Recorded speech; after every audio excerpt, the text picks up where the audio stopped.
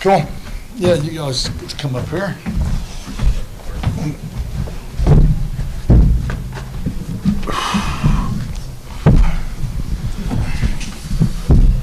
Coach is going to begin with the opening statement.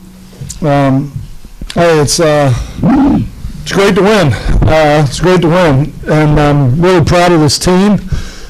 We talked about we're going to learn a lot about our team this week, and championship teams go through stages, and we talked a little bit about that this morning, and just the stages where we need to find out what type of team we're going to have, how much heart we're going to have, how much drive, desire, passion, togetherness, how we're going to play. We have a new team. We talked a lot about it at the very beginning. We're not defending anything. We're going to get what we earn. And you're either growing or dying, and we don't want to sit status quo. We want to keep getting better. And I commend these players, the leadership, the attitudes, the unselfish attitudes, the work ethic of this team, because they're a fun team to watch. It certainly wasn't a perfect performance. We get down there, defensively, we let them down there a couple times, but red zone defense, I don't think you could be any more excited about the success we were able to have in the red zone. And then offensively, we go down there and we can't run for more than about 1.5 yards a carry, but yet we got down there, we fumbled a ball on the half-yard line trying to run a hurry-up play that we've run 100 times, but we made some mistakes. It wasn't perfect, but you know what? The attitude was perfect, the effort was perfect, the way that they handled adversity was perfect. I'm just really proud of them and the way that they played and the things that they did. I thought defensively, I thought they played tremendous. They did a really good job of keeping the ball in front of them, making them earn it. And I thought defensively we played really well. It was a hard-hitting game, and I thought we played really well. And then offensively, I was really proud of the way both Jamar started the game, and then he dislocated a finger, and we didn't miss a beat. I mean, here it is. We have changed quarterbacks down there on the goal line, and I even asked him, what do you like? And he said, let's run this one. I said, man, we practiced it all week, ran it. He even threw that one head-to-head up over the linebacker. I was proud of him. But just really proud of him and the way he came in. I think we have some depth. We had some injuries tonight. I don't know the status of all of them, but I know Scooby Wright, I know Bobby Howley, I know Marlon Williams. I know we had some guys that went out, but some guys really stepped up and some new faces. Davion Davis, I mean, so many of the new guys offensively, defensively. Still got some work to do. Really proud of this team. They were able to come compete and find a way to win a game. How special was that crowd tonight? Crowd was great. Hopefully we can continue to build on it. I told the team at the end of the game, I want them to get in the locker room, let me talk to them, and then everybody can get out of there. But I'll tell you what, it's very hard for me to pull my players away from the fan base as they're all on the wall signing autographs and pictures, because I'm so appreciative for the way that the people here are supporting us. The noise they make, chanting for the defense. I mean, I heard that a couple times, and I don't hear a lot during the game because you're so wound up into the game, but I thought the crowd was awesome. I mean, I would love to see it just continue to build. Professional football is in Alabama. Come support it.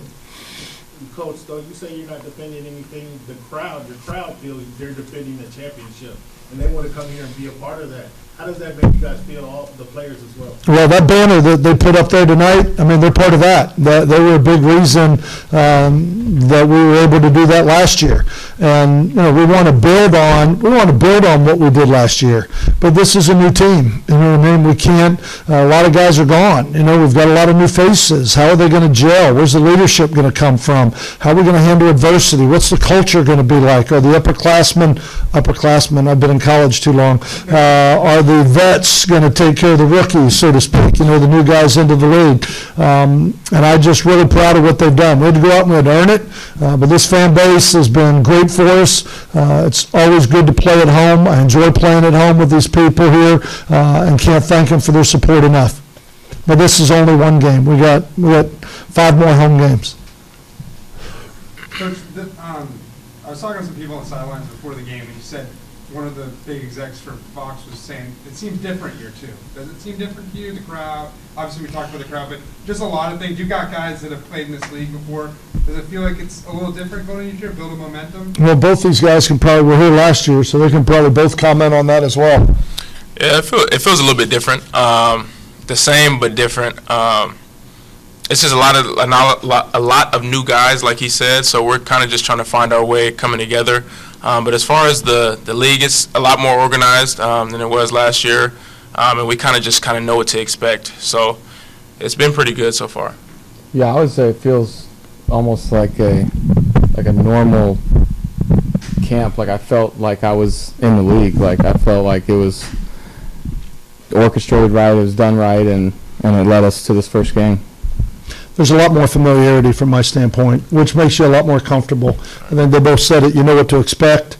This is how we do this. This is what pregame workout looks like. This is where we do the pregame meal. This is where just all those little things that last year was like, well, I don't know, hey, let's all go over there. You know, I mean, and nobody really knew what to expect. But this year there's a lot more familiarity with everything.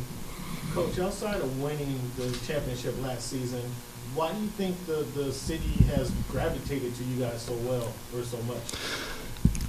Well, I mean, when you look at the Stallions were here in 83, 84, 85, I believe were those numbers about that. And then they were taken away. I mean, I told the story before. When I got this job, Dabo Sweeney called me and said, you better take care of my team. And I said, what are you talking about? He said, I grew up in Alabama. He said, that was pro sports to me. Those were my guys. I was one of those guys on that wall collecting wristbands and autographs and, you know what I mean, cheering for those guys. And I think everybody here is excited to have pro football back. Alabama is a football crazy sport. State. They love their football here. They support it here. High school football, college football, and now they have the opportunity to support professional football. There are people coming in from all over the state. Now it's not just the Birmingham crowd. Now people are buying season tickets and coming into the game. I think it's that. I think it's the way that these guys play. I think they're fun to watch play. They play with passion and energy and togetherness, and they fly around and they celebrate together. It's the family atmospheres that are here with all the families and the kids and the grandparents and the kids. And I mean, I just think it's a great venue and it's a great environment. And I think I have enjoyed it. You talk about celebrating together. You had number 9, I believe it was, walking around on the field, passing out water. What does that say about the camaraderie that you guys have built here? Well, the unselfishness and really the brotherhood. We've talked a lot about every team has talent. Every team had a draft. Every team had free agents. Every team, professional sports, every team is talented. There's a lot of talent in this league. The difference is not going to be talent. The difference is going to be who can gel together, who can become unselfish, who can play for each other, and right now we are winning as a team. You know, I mean, and we won games last year 10-9, we won games 33-30. I mean, we got to score one more point than they do, however that works. When the offense turned the ball over, backed up down there, we made a poor decision to put the ball in danger, should have thrown it away. The defense is right. We got you. We got this. There's no complaining, moaning, finger pointing. And that's why it's been so much fun for me to be part of this team. I really appreciate these gentlemen, the way they've handled themselves. How big was above y'all, but how big was the scoring at the end of the half there? You know, what does that do to a game when you scored right before halftime? I would just say I was thinking, we're getting the ball to start the second half, and if we can score now and then score when we come back. Unfortunately, we went 3 and out, so that dream didn't happen for me. But I think it's a huge momentum. It gives you a little bit of a lead, gives you a whole lot different walking in here at 10-10. You know, and all of a sudden you walk in at 17-10, you got the lead, and you're getting the ball back with pretty good field position with these new kickoff rules. So I thought it was a huge emotional boost. They can talk a little bit more about it, how it affected. Yeah, I knew that when we scored, we were getting the ball back, and like Coach said, the plan was to go score again. That would have been a crazy boost of momentum and just energy for the team. But even sitting around at halftime, like we knew that we could go to score, in the next half. So we were confident, and it just boosts morale. I think, especially with Jamar hurting his finger, like we had questions, and we just wanted to go score at the end of the half. Yeah, and for us as a defense, it kind of it lowers the morale of the other team. So we know when they're coming out, when the offense comes out, we know we got the upper hand on them. Knowing that the momentum's in our favor, and knowing that our offense just has our back basically. In a 10-10 game, and when it's tight, we know that the offense is going to come through for the defense is going to come through for the offense. So We've got a couple online questions. Sam Just, if you want to unmute and ask your question.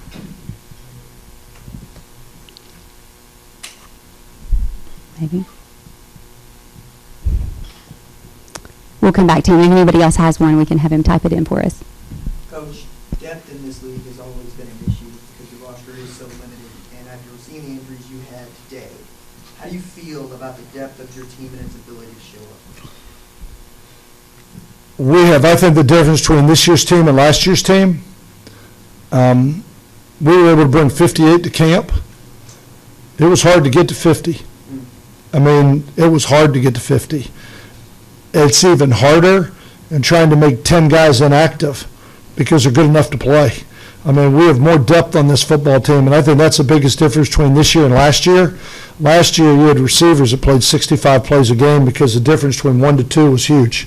This year, roll them. I don't care which one's in there. Roll them. And I think he'd say the same thing. I'd say the same thing with our secondary. Yeah. We've got more depth on this football team we've ever had, and we're going to need it. And I grabbed Zach Potter when I was walking down here, our personnel. It's like, Zach, we got to talk. I mean, because I got to find out what the injury report looks like tomorrow. But we may be on a free agent hunt right now to try and find some guys to fill some spots on the roster, so we have enough guys to practice at the level that we want to practice, so we can continue to get better.